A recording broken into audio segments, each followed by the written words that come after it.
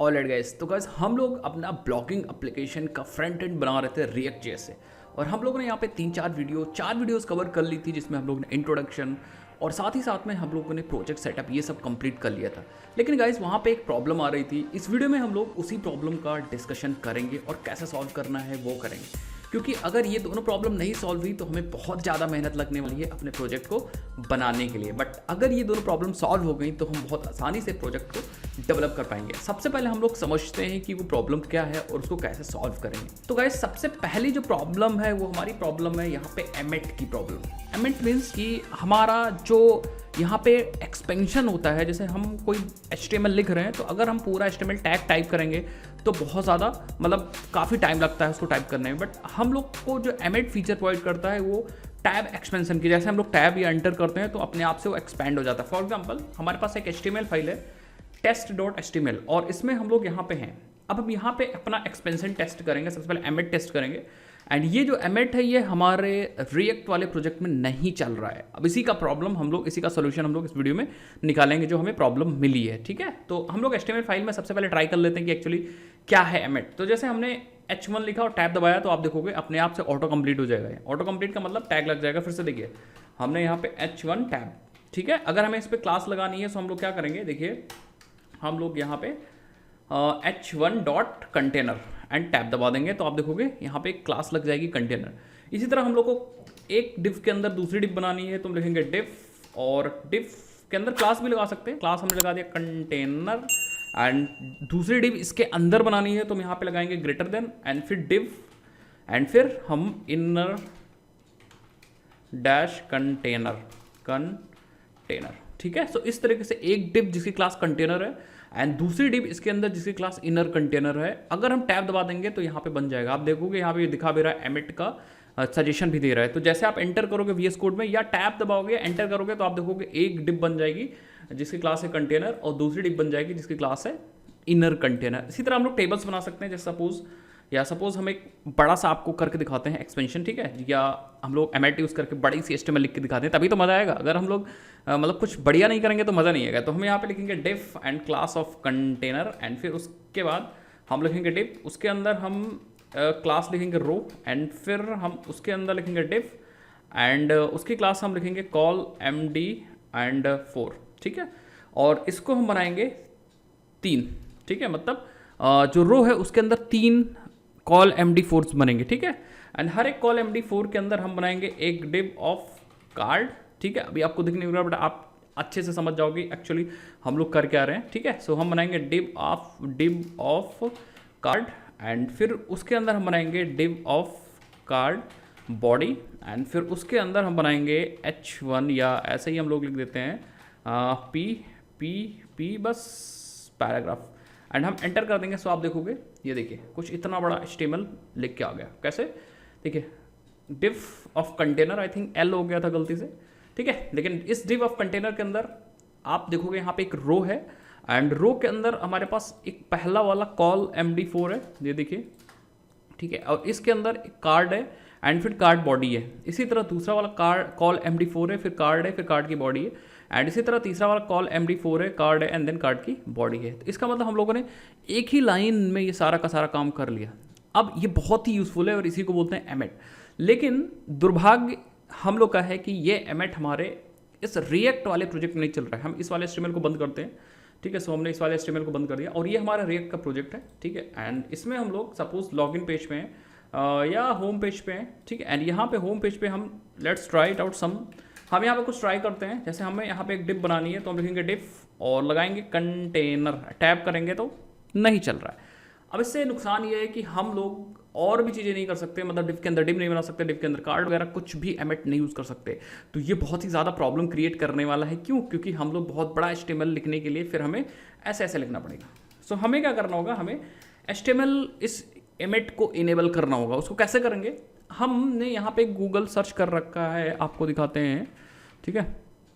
मैंने यहाँ पे सर्च कर रखा है JSX ऑटो कंप्लीट, क्योंकि जो हम यहाँ पे अपने जावास्क्रिप्ट प्रोजेक्ट, अपने रिएक्ट के प्रोजेक्ट में ये लिख रहे हैं, रिटर्न कर रहे हैं, ये div, it is not actually HTML। ये कोई HTML फाइल में HTML नहीं है, बट ये आप जो HTML लिख रहे हो ये HTML आपके JS फाइल में है। दैट मीन्स ये एक JSX है, ठीक है। JSX का मतलब सिंपल सा है कि ये हम जावास्क्रिप्ट के अंदर HTML लिख रहे हैं, इसके अंदर सिर्फ और सिर्फ हमारा HTML सिंपल नहीं है, इसके अंदर हम जावास्क्रिप्ट का कोड भी लिख सकते हैं।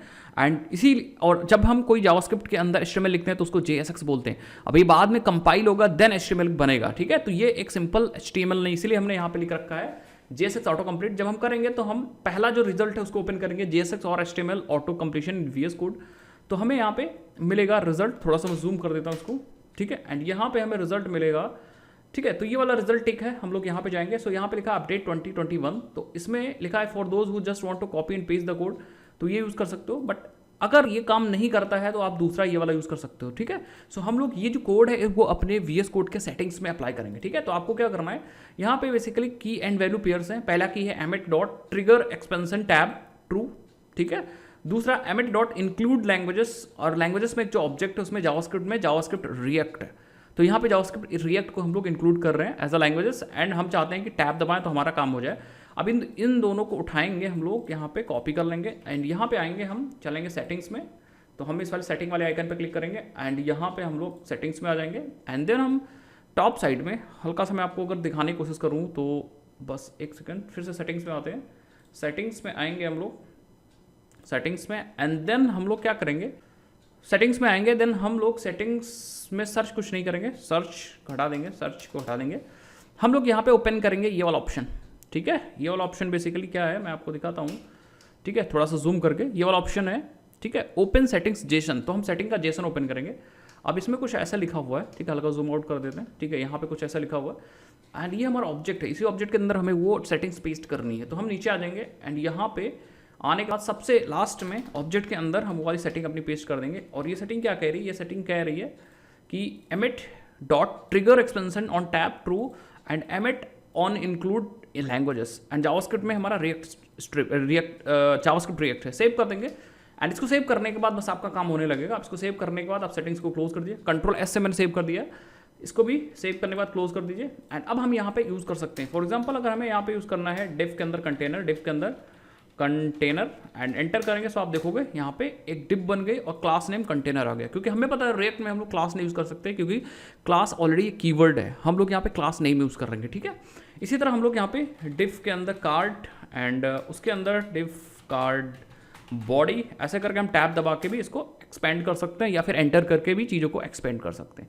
सो आई थिंक आपको समझ में आया होगा, पहली प्रॉब्लम आपको समझ में आ गई कैसे सॉल्व करना है। ये इंपॉर्टेंट प्रॉब्लम थी और बहुत ही इंपॉर्टेंट है जब हम लोग वेब डेवलपमेंट करते हैं। सो आई थिंक अब हम लोग चलते हैं दूसरी अपनी प्रॉब्लम की तरफ। तो गाइस अब बात करते हैं अपनी दूसरी प्रॉब्लम की, और ये प्रॉब्लम मतलब इतना बड़ी प्रॉब्लम नहीं, बट हाँ अगर ये आपने इस यूज़ किया तो आपको काफ़ी हेल्प मिलने वाली है, ठीक है, अपने प्रोजेक्ट में। तो ये प्रॉब्लम है ऑटो इंपोर्ट की। तो जैसे फॉर एग्जांपल अगर हम कोई कंपोनेंट अलग से बनाते हैं और उसको हम दूसरी जगह पे यूज़ करना चाह रहे हैं, दूसरे कंपोनेंट भी यूज़ करना चाह रहे हैं, तो अगर हम जैसे उसका नाम लिखें वो अपने आप से इंपोर्ट हो जाए, बार बार आपको इंपोर्ट ना करना पड़े, क्योंकि बहुत सारे कंपोनेंट्स आपको इंपोर्ट करने होंगे। जैसे फॉर एग्जांपल हम लोगों ने app.js में यहाँ पे बहुत सारे कंपोनेंट्स इंपोर्ट किए। अगर आप ये मैनुअली करोगे तो प्रॉब्लम होगी, मतलब प्रॉब्लम आपको नहीं होगी, प्रॉब्लम का मतलब है सिंपल कि आपको यहाँ पे बार बार ही खुद से करना पड़ेगा, अब दिक्कत होगी। तो अब यहाँ पे जैसे फॉर एग्जांपल हम इंपोर्ट करके दिखाते हैं। तो जैसे आपने यहाँ पे लिखा, सपोज हम लॉगिन कंपोनेंट में कोडिंग कर रहे हैं और हमें यहाँ पे बेस कंपोनेंट चाहिए, तो हम यहाँ पे लेस देन लिखेंगे और हम यहाँ पे बेस जैसे टाइप करेंगे तो अपने आप से यहाँ पे आ जाएगा बेस, जो कि ये सजेस्ट कर रहा है कंपोनेंट स्लैश बेस्ड, मतलब ये वाला हमारा कंपोनेंट है। और जैसे हम इस पर एंटर करेंगे तो आप देखोगे हमारे पास यहाँ पे एक कंपोनेंट अपने आप से आ गया इंपोर्ट होके, और वही हमारा नीचे यूज़ भी हो गया, यहाँ पे यूज़ हो गया। इसका सिंपल सा मतलब होता है हम कोई भी कंपोनेंट यहाँ पे यूज़ कर सकते हैं। जैसे अगर हम यहाँ पे चाहते हैं, हम यहाँ पे चाहते हैं फ्रेगमेंट, तो आप देखो यहाँ रिएक्ट से आ रहा फ्रेगमेंट, एंटर करेंगे सो अपने आप से ये देखिए फ्रेगमेंट इंपोर्ट हो गया फ्रॉम रिएक्ट। तो आई थिंक आपको समझ में आ रहा होगा कि बेसिकली क्या है ऑटो इंपोर्ट। तो ये कैसे हम अपने प्रोजेक्ट में अप्लाई करेंगे, ये इंपॉर्टेंट चीज़ है, ठीक है। तो इसके लिए हम यहाँ पे एक एक्सटेंशन यूज़ कर रहे हैं, एक प्लगइन यूज़ कर रहे हैं, जो हम बताएंगे आप भी यूज़ करिए। एक सिंपल सा प्लगइन है, ठीक है। हम यहाँ पे इसको बंद कर देंगे एंड प्लगइन वाले टैब पे जाएंगे यहाँ पे, और यहाँ पे हम लोग सर्च करेंगे रिएक्ट। बस आप रिएक्ट सर्च कर लीजिए। जैसे रिएक्ट सर्च करोगे तो मैं एक ही प्लगइन डाउनलोड कर रखा हूँ, वो है ES7 प्लस रिएक्ट, ठीक है, ES7 plus react slash Redux slash react native snippets, ठीक है। ये वाला हमारे में जो एक्सटेंशन है वो इंस्टॉल है। And built in integration with prettier, तो ये वाला आप इंस्टॉल कर लीजिए इसको। यहाँ पे आप में इंस्टॉल का ऑप्शन दिखेगा, उसको इंस्टॉल कर लीजिए। और कोई भी एक्सटेंशन हमने नहीं इंस्टॉल कर रखा, आप देखो यहाँ पे, ठीक है, कोई भी इंस्टॉल नहीं कर रखा, इवन कोई भी, बस ये पहला वाला इंस्टॉल कर लीजिए आप, ठीक है, पहला वाला आप यहाँ पे इंस्टॉल कर लीजिए बस। ये react ES7 plus react Redux react native snippets वाला, एंड दैट्स इट। आप एक बार अपना VS कोड रीस्टार्ट कर दिएगा, मतलब इंस्टॉल करने के बाद एक बार बंद करिएगा, देन दोबारा से चलाइएगा, एंड आई होप आपका सारा का सारा चीज़ें चलने लगेंगी, ठीक है।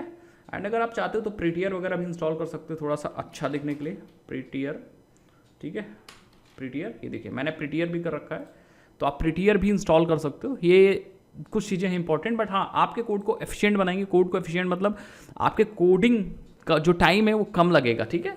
सो आई होप ये वीडियो इंपॉर्टेंट होने वाली है, और हम लोग नेक्स्ट जब काम करेंगे तो इसका यूज़ हम लोग करने वाले हैं, इसलिए हमने ये वीडियो अलग से बना दिया। और नेक्स्ट वीडियो में हम लोग चलते हैं और अपना कुछ डिजाइनिंग करते हैं, साइन अप, लॉगिन पेज, ये सब चीज़ें। इस वीडियो के तरफ अगर आपको वीडियो अच्छी लगी तो चैनल को सब्सक्राइब करना मत भूलिएगा, और वीडियो को लाइक और शेयर करना मत भूलिएगा। और ये वीडियो भी मैं ऐड करूँगा अपने ऐसी बात है अपने फ्रंट एंड वाले सीरीज़ में, तो उसको भी एक्सेस करना मत भूलिएगा। Bye bye.